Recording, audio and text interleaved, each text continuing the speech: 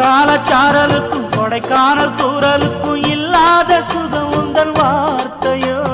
நாடோடி மன்னனுக்கும் ராஜராஜ சோழனுக்கும் உண்டான வீரம் உந்தன் வீரமோ. ஒன்ன முழுசாக முத்தமிடவே